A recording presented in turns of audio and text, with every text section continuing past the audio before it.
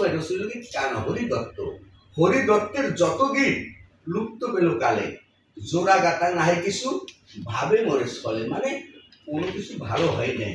তার জন্য যে ছন্দ বলছি, এই ছন্দগুলা নিয়ে আমার মঙ্গল গীতি রচনা করি। মহাশয় মুখস্থিত পারি, সমস্ত ঘটনা সে বলে দিচ্ছে বুঝে করতে। কি বলছে? অভিজয় শুনো, শিকলিয়ার মধ্যে গাইতে পয়ারল আছে, খেয়াল করতে হবে। শিকলিয়ার মধ্যে গাইও পয়ারল আসারি, গীতের আগে রসুল বাবু গোসাই পুষ্পবাণী। পুষ্পবনে জন্ম আমার, পৃথিবীর অধ। একটু দুঃখজনক, মানে পুষ্পবনে আমার জন্ম হয়ে গেছে। মানুষের তো মার জঠরে আসে, আমি আছি পুষ্পবনে। এই জন্য নিজে বলছে পুষ্পবনের জন্ম আমার, পৃথিবীর অধ, মানে পৃথিবীর সবচেয়ে আমি অধ। ঠিক আছে, নিজকে নিজে অদ্ভুত মনে করছে। আচ্ছা, পুষ্পবনের জন্ম আমার, পৃথিবীর অধ, বাপের সনে পরিচয়, সৎ মায়ের বধ, চণ্ডীর চৈতন্য গীত রসিয় সময় ব্যাখ্যা করতে পারবো না, অনেক সময় লাগে। দান আমরা সংক্ষিপ্ত ভাবে যাব। আচ্ছা, ক্ষীরদমন্থন বিশ্বনে মহাদেব বলে অচেতন, বাপেরও বিচ্ছেদের মোর প্রাণ দহে শোকে, যেন মতে পূজা করে পৃথিবীর লোকে। মোরও পূজা করে লোক পেল নানা ধন, যেন মতে বিরাম বিলাম হাসেন ও হোসেন। কহিলাম সকল কথা রাখিও স্মরণ, চান্দর সাথে বাদ মোর করিও রচন। চান্দর সাথে মনসার সাথে বাঁধবে শুনবা? হ্যাঁ, এইটা বলছে চান্দর সাথে বাদ মোর করিও রচন। চান্দর সাথে বাদ মোর ছিল মোরী, ভালো করে রসি বাপু এই সবই। প্রথম বাদে কাটি চান্দর বুয়া বাড়ি, ধনন্তরী ওঝাবতী শঙ্কুর গারড়ি। মহাজ্ঞান হরিলাম চান্দর, বদিলাম ছয়ব, ঝালুর মন্দিরে সোনা লুকাইয়া প্রজন্ম। পুত্র বড় দিয়া তারে পাঠাইলাম ঘর, ধনে ধনে 14 ডিঙ্গিয়া ডুবাইলাম সাগর। অনিরুদ্ধ উষাহারুন জমের সাথে রণ, যেন মতে লজ্জা পেল রবির রঞ্জন। লখাই বেহুলার জন্ম ইয়া, লোহার ঘরে বাস, যেন মতে কারণ আগে প্রাণ করিল নাশ। সাহস করিয়ে বেহুলা সাধুর সকল, যেন মতে চান্দ মনে দিল পুরুজ। যেন মতে দিব্যরথ পাঠাইল দেবে, সর্ববীরে চান্দ বেনে গেল সবান্ধবে। কহিলাম সকল কথা যে জানে বৃত্তান্ত, গীত নহে জানে বাবু মনসার মন্ত্র। যে এই রয়নিকে গান মনে করবে না বিজয়, মন্ত্র স্বরূপ, মন্ত্র স্বরূপ। আর বলছে অভিজয় শুনো, একটু খেয়াল দেবেন, একটা কথা, মূল্যবান কথা। অভিজয় আরো বলছি, যথাগীত শুনি আমি তোমারও রচিত, সত্য করে বলি তথা যাই বলেছি। মনসা বলছে বিজয় তোমার মঙ্গল গীতি রচিত যেখানে অনুষ্ঠান হবে, আমি প্রতিশ্রুতি দিচ্ছি আমি মনসা গিয়ে সেখানে উপস্থিত হব। বাস্তব ঘটনা, বিভিন্ন ভাবে মা মনসা রয়নি কীর্তনে আসে। আমি 4-5 আসরে, আমার গানের আসরে সাপ আসছে, আসরের ভিতরে সাপ আসে, মানুষের ভয় করে না? 4-5 জায়গায় বিজয়গুপ্তের বাড়ি তো একবার সাপ আসছে আসলে। মায়ের কবি বিজয়গুপ্তকে প্রতিশ্রুতি দিছে, যথাগীত শুনি আমি তোমারও রচিত, সত্য করে বলি তো না যাই বলেছি। ঘুরি ঘুরি প্রমাণ আছে যে মা মনসা উপস্থিত হয়, এখানেও মা মনসা আসবে। বাস্তব যে কোনো প্রকারে হোক, মানুষের আকারে হোক, যে কোনো ভাবে আসবেই আসবে। আচ্ছা, যথা যাই বলেছি, ছোট পাতালে শিবদুর্গে লালন পালনে মনসা বড় হইয়াছে, তাকে বিবাহ দিয়েছে। জড়ত্তার মুনির সাথে বিবাহ হইয়াছে। তারপরে যে মনসার সাথে চান্দর সাথে যে শত্রুতা, এক শত্রুতা দেবকুলে বসে আর এক শত্রুতা মত্তধামে এসে, যেখানে মনসার কিছু হতো 400 টাকার বাধা সৃষ্টি করতো, মনসাকে গালিমন্দ। ঠিক আছে, এটা একটু পরে যাই। আপনারা শুরুই তো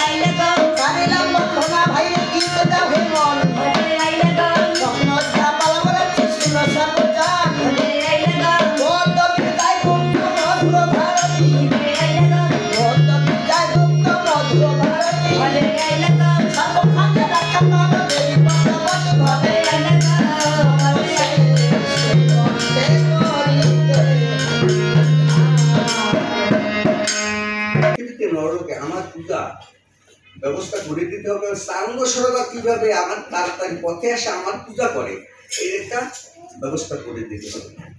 নেতা বলছেন মানুষের শোনো, ভয় থেকে কিন্তু ভক্তি হয়, ভয় না হলে ভক্তি আসে না। সে আপনারা ভার্সিটির ছাত্র যারা অধ্যাপক আছে তাদের প্রতি যদি শ্রদ্ধা ভক্তি আপনাদের সে আসবে না, ভক্তি থাকা লাগবে, ভয় থাকা লাগবে, ভয় থেকে ভক্তি হয়। তখন বলছে কি করতে হবে, সাঙ্গ সদাগরের 6 পুত্রকে পান্তাবাতে বিষ মিশিয়ে একত্রে নিধন করতে হবে। দেখবে পুত্র শোকে শোকাতুর হয়ে তোমার পূজা করে কি না করে। সকার্য সজীবাত করে মনসা সাঙ্গ সদাগরের 6 পুত্রকে পান্তাবাতে বিষ মিশিয়ে একত্রে নিধন করেছে। সাঙ্গ সদাগরের পরিবর্তন আসে না, সেও সিদ্ধুদ্গার মনসার কথায় কর্ণপাত করে না সে। তখন কি করবে, ঝালু মালু তারা 2 ভাই দিনহীন কাঙ্গা, ওদের শিবিরে বসে নিশিভাগে মনসা এসে স্বপ্নে আদেশ করছে, ঝালু মালু তোরা তো দিনহীন কাঙ্গাল, আমি মনসা এসে আদেশ করছি আজকে নৌকার জাল নিয়ে কালোজাই সাগরে জাল বাইতে যাবে। তোদের দুরবস্থা দুঃখ দুর্দশা সমস্ত শেষ হয়ে যাবে। নিশীতে মনসা স্বপ্ন দেখে, স্বপ্ন দেখে তার মা ছিল বুড়ো, মাকে বলছে মা আজ নিশীতে এক নারী এসে এভাবে আদেশ করছে। তখন বলছে বাবা তোরা তো দিনে দিন কাঙ্গাল, কোথায় পাবি নৌকা, কোথায় পাবি জাল, জাল বাইতে নৌকা চালের প্রয়োজন আছে, কথাও তো সত্য। ওই মনসার চিন্তা করতে করতে নিদ্রিত অবস্থায় প্রভাতে দেখে জাল সমেত নৌকা ঘাটে বাঁধা। মনসার চক্র, তার পূজা প্রচার করবে, তার লীলা মত্ত ধর্মে বিকশিত করবে, জাল সমেত নৌকা ঘাটে। আনন্দিত হয়ে দুই ভাই কালিদয় সাগরে নৌকা নিয়ে জাল বাইতে গেছে। অনেক চেষ্টা করতেছে, খেয়াল দিতেছে, কিন্তু কোনো মৎস্য বাঁধে না।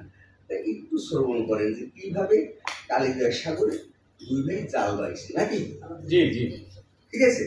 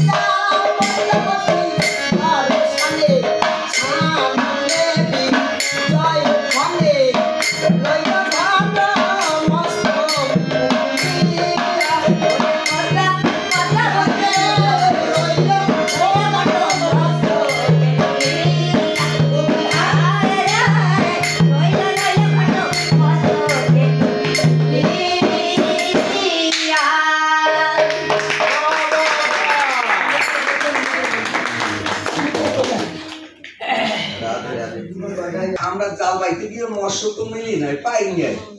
এই দেখো কি সুন্দর ঘট পেয়েছে। বুড়ো মা বলছে, চালু মালু একটু দেবী মনসার ঘরে ঘটে একটু পূজা করতে হবে। তোরা তো দিনও দিন কাঙ্কাল কোথায় অর্থ পাবি, কেমন করে পূজা করবি? তাই নগরে নগরে ভিক্ষা করে কিছু অর্থ সংগ্রহ করে তারা এখন সহকারে মা মনসার করছে, পূজার দু একটা বলতে হবে, ঠিক আছে? কিভাবে পূজা করছে অল্প দুটা বলতে হবে।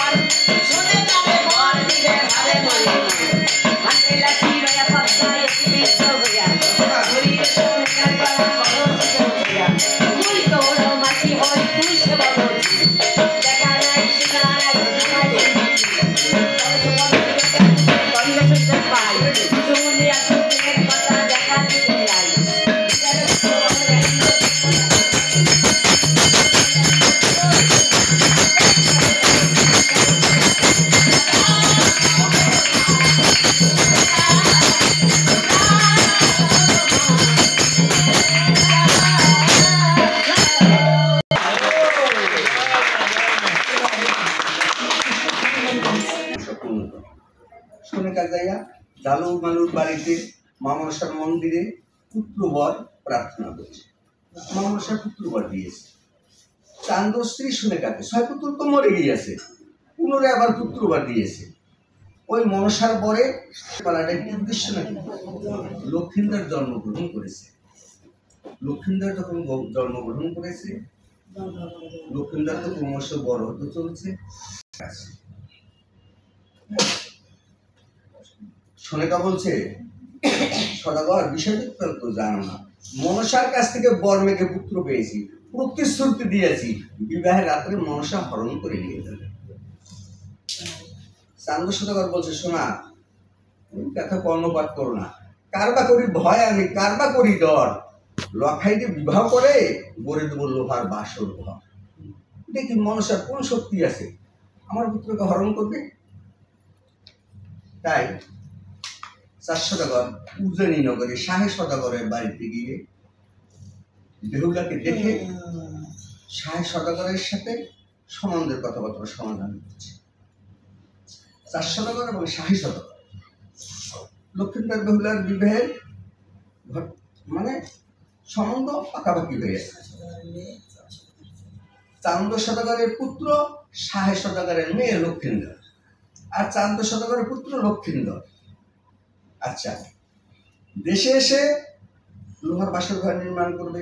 চান্দ সদাগর মনসার ভয়ে 1400 করকার বার্তা পাঠিয়ে আনান করে সুন্দর করে লোহার বাসন নির্মাণ করছে। বলছে সুতার প্রমাণ ছিদ্র রাখতে পারবে না, সাবধান, মনসা আমার শত্রু আছে। বাসর করাইয়া কর্মকার রওনা করছে।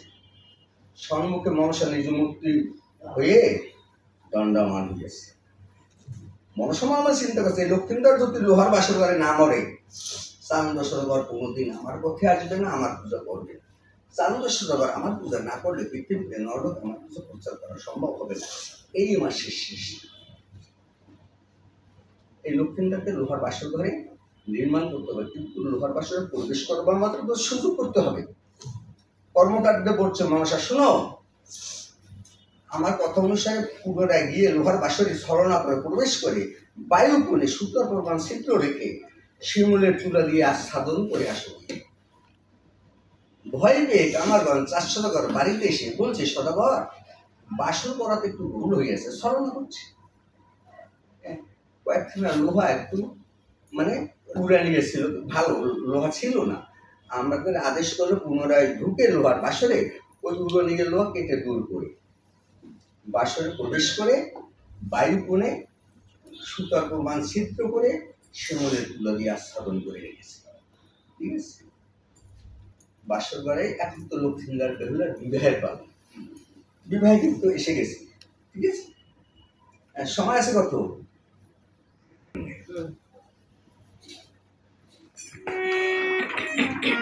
সকলে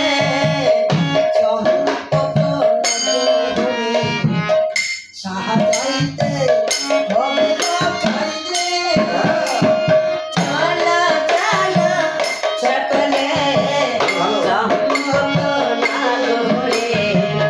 সাহায্যে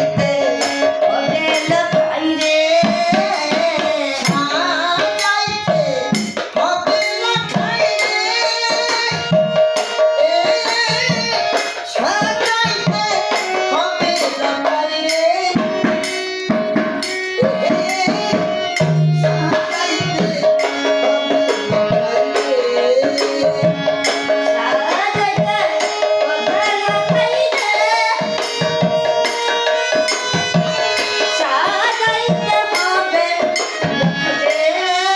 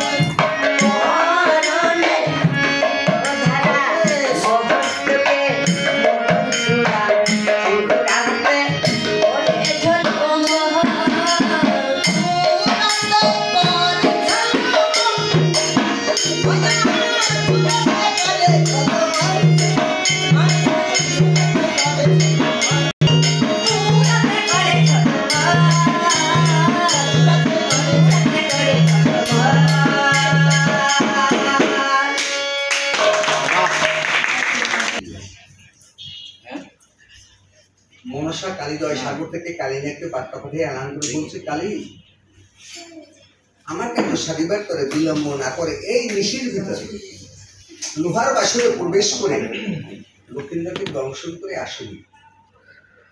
মনসার অনুরোধ এড়াইতে না পেরে কালিনাক রওনা করে লোহার বাসরে লক্ষ্মীন্দরকে দংশন করার উদ্দেশ্যে বায়ু কোণে সুতার প্রমাণ ছিদ্র দিয়ে লোহার বাসরে প্রবেশ করে লক্ষ্মীন্দর বেহুলার রূপ দেখে নাক হয়ে শোকে শোকাকুলো হয়ে অনুনয় করছে আর বলছে, ওরে এহেন কর্ম করতে আমি কেন এসেছি?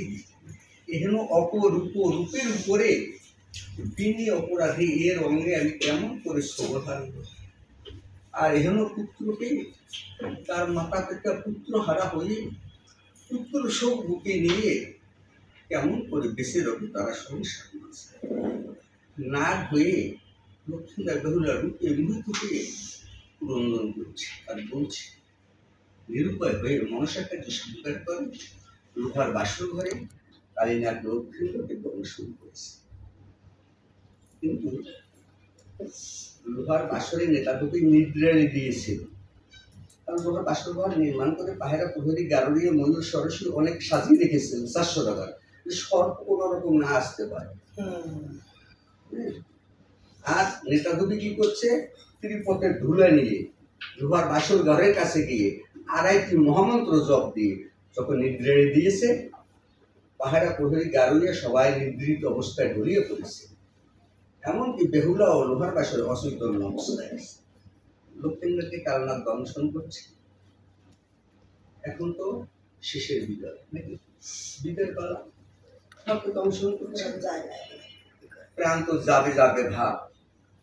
এখন মনে চিন্তা করছে, আমি তো চলে যাবই, শেষবারের মতো বেহুলোর কাছে আমি কি অনুনয় বিনয় করে যাই। বেহুলাকে ডাকছে, সারা পাচ্ছে, সে তো অচৈতন্য, নিদ্রিত। তাই এখন একটু শ্রবণ করবো না, অল্প ডুবি ফেলে বেহুলা তো দৃশ্য করে লক্ষ্মীন্দর যায়, আত্মরাগ করছে এবং কি কথাগুলো বলছে গল্পের ভিতরে দুটো কথা কি উল্লেখ করে, ঠিক আছে? এটাকেও বলে বিলা, লক্ষ্মীন্দরের বিলা। আদি নাচিনিলা প্রিয়া নিজ নিজ পতি আচ্ছা, নাগিনী দং শিলা যায় মারে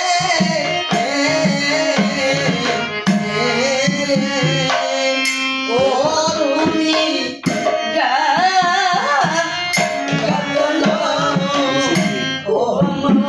আচ্ছা,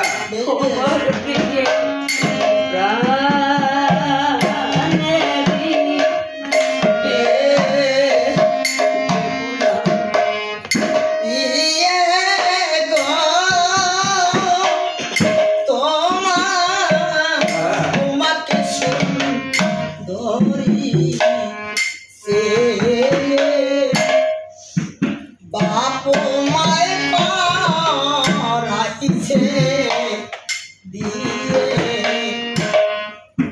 না পুষিলাম অন্য বস্ত্র দিয়া ও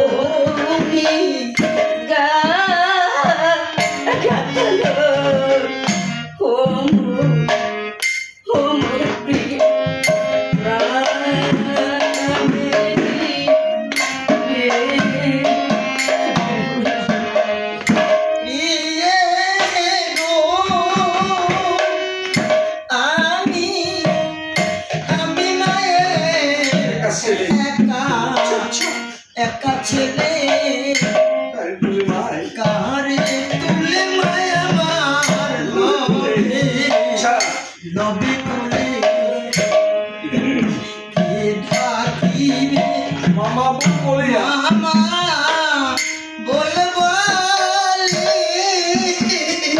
আচ্ছা আচ্ছা,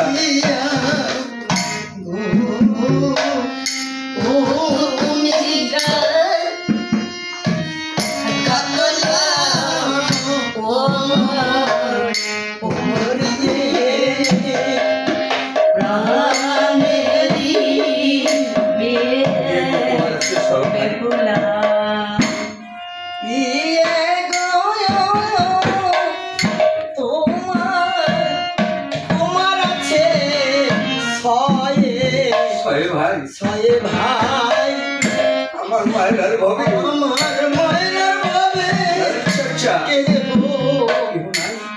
না মা বলিয়া যে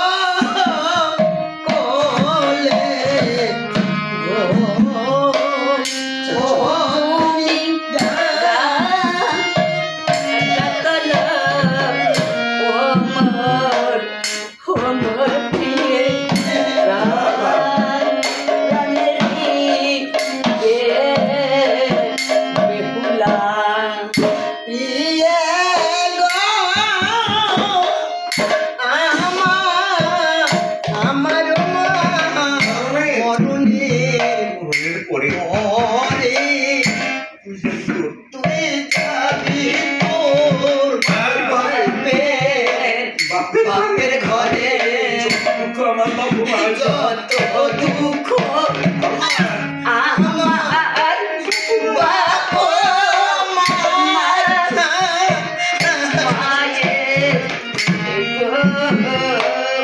ও তুমি কাতল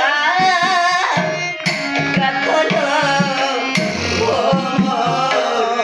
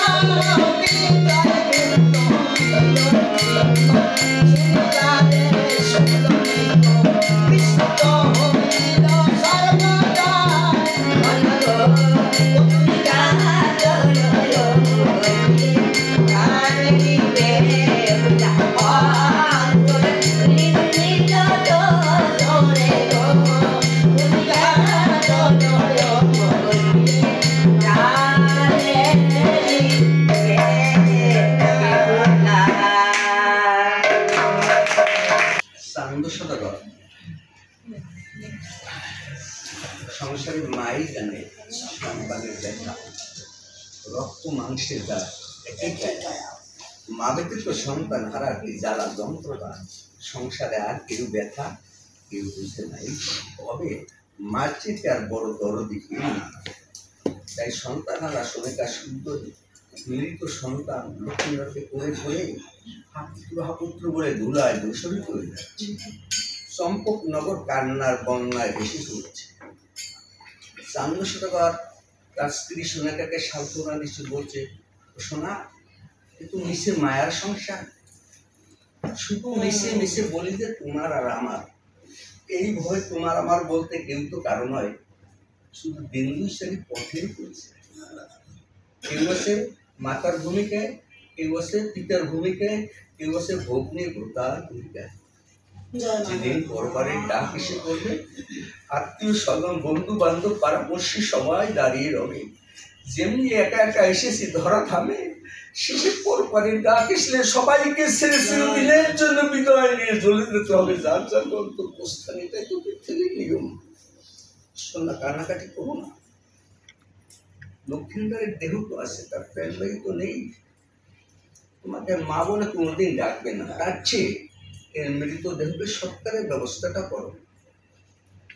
শশীর মুখের কথা শুনে বেহুলা মনে মনে চিনতে পারে আছে শাস্ত্রের ভিতরে যে সতীর প্রতি তো কখনো মরে না, সতীর প্রতি তো মরতে পারে না। বেহুলা বলছে, আমি কয়েক জন্মের কথা বলতে পারি, আমি এমন কোনো অপরাধ করিনি যাকে আমার প্রাণপতি লক্ষ্মীন্দার আমাকে বিকারিনী কাঙ্গালিনী সাজিয়ে চিরদিনের জন্য বিদায় নিয়ে চলে যেতে পারে। দেখবো শ্বশুরের চরণ ধরে অনুনয় বিনয় করে, শ্বশুর মহাশয় যদি আমার প্রাণপতির মৃতদেহ আমার হাতে তুলে দেয়, আমি অভাগিনী কাঙ্গালিনীর স্বামী চরণ ভরসা করি, দেখবো দেশান্তর ভ্রমণ করি আমার স্বামী উদ্ধার আমি করতে পারি কি না পারি। তার সদাগরের চরণ ধরে অনুনয় বিনয় করে বলছে, তার সদাগর বলছে, বেহুলা তোমার স্বামীকে নিয়ে উদ্ধারের নিমিত্তে চেষ্টা করতে হলে আমার নিকট কিসের প্রয়োজন আছে? বলছে, শ্বশুর মহাশয় সুন্দর করে একটা কলার ভেলা নির্মাণ করে দিতে, সেই কলার ভেলায় করে আমার স্বামীকে নিয়ে উদ্ধারের নিমিত্তে দেশ দেশান্তর চেষ্টা করতে, ভ্রমণ করতে, কত দূর দূরান্ত যেতে হবে তার তো কোনো নিশ্চয়তা নেই, কিন্তু আমার স্বামীর অঙ্গে যেন কোনো কষ্ট দুঃখের ছাপ না লাগে।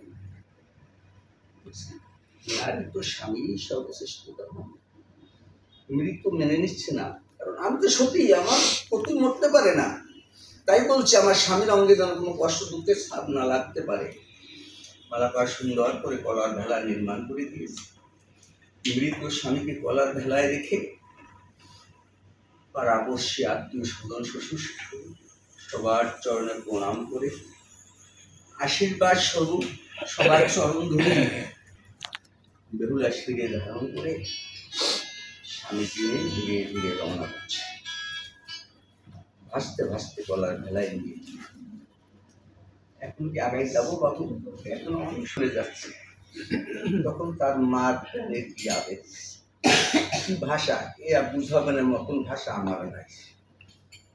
তাই যখন রওনা করছে তখন মা ব্যথায় বেকুল হয়ে বলছে, ওরে লখাই আয় রে আয়, আয় বাবা আমার একবার ভুলে আয়, তুই যাস না।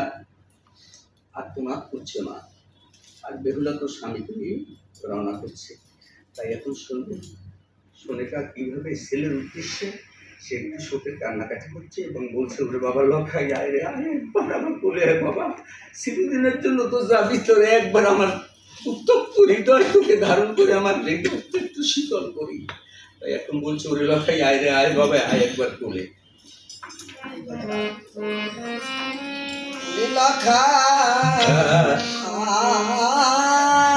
ভালো ভালো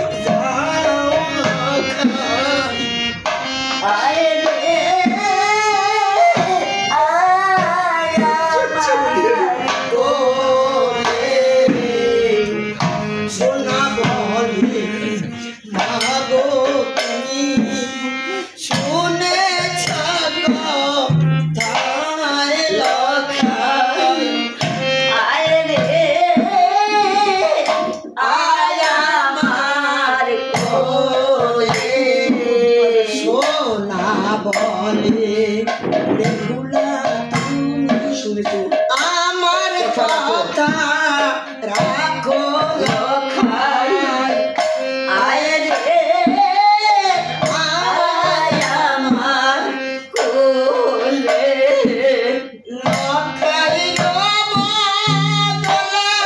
মাগো আমার ডাকো লখাই, আয় রে আয় আমার কোলে, বেহুলা বলে মাগো তুমি শুনে কোথায় লখাই, আয় রে আয় আমার কোলে, পুত্রবধূ মাডা দিলে তাতে কি অঙ্গুষ্ঠিত হয় লখাই, আয় রে আয় আমার কোলে, ওরা স্বামী নিয়ে যাবো নিয়ে যাবো সেই দেবের সমাজ, দেবের সমাজ লখাই, আয় রে আয় আমার কোলে, শিবপুরি বেলায় আমার সিদ্ধ হবে কাজ লখাই, আয় রে আয় আমার কোলে।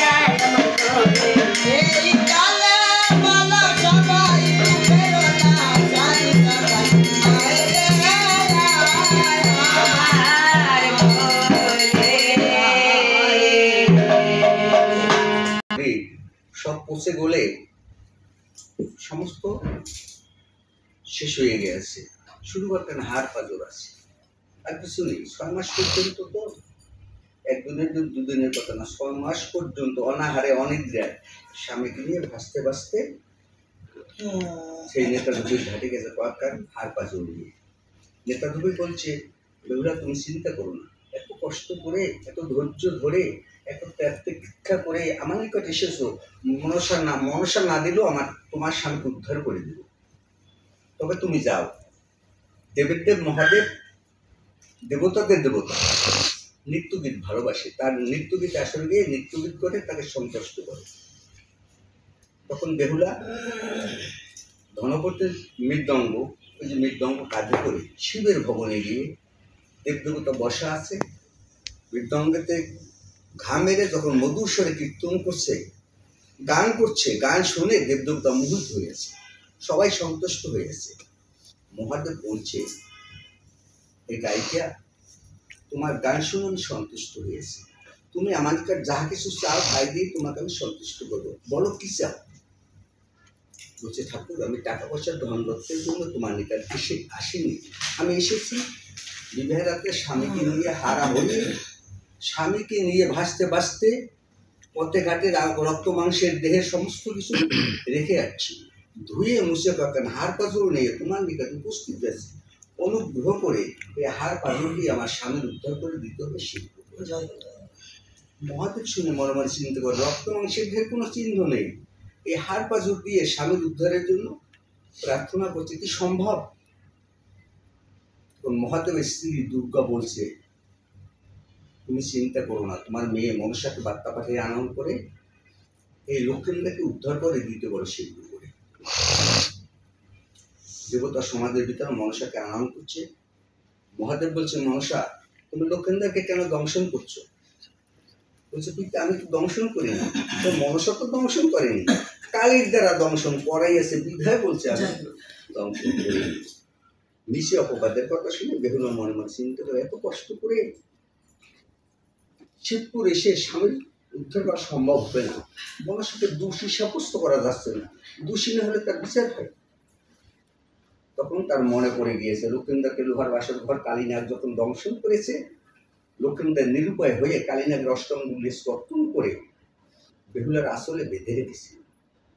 আসল হতে কালীনাগের অষ্টমগুলি বাহির করে দেবতা সমাজের ভিতরে রেখে বলছে, মনসা, হে দেব দেবতাগণ, মনসাকে বার্তা পাঠায় আনয়ন করতে বলে 1 কোটি নাগগণ, তোর মধ্যে দেখবে কালীনাগের আছে অষ্টমগুলি কর্তন, ওই কালীর দ্বারা লোহার বাসর ঘরে মনসা আমার স্বামীকে দংশন করে গেছে, এখানেই প্রমাণ হবে। সতীসাধ্য নারী তো সকল না কানান করছে, মহাদেবের আদেশ কালী আসেনি, কালীর তো অষ্টমগুলি কর্তন করা, আসলে ধরা পড়বে। আর বেহুলা তো কালীর অপেক্ষা করছে, কালীকে না দেখে বলছে, দেবদেবতা দেখো তোমাদের আরে মনসা কেমন করছে চাতুরালি, ও মনসা সকল নাক তো এসেছে, বাকি কেন কালী, তোমার কালী কেন আসে নাই? ধরা পড়ে গিয়েছে। কালীর কথা যখন বলছে, তখন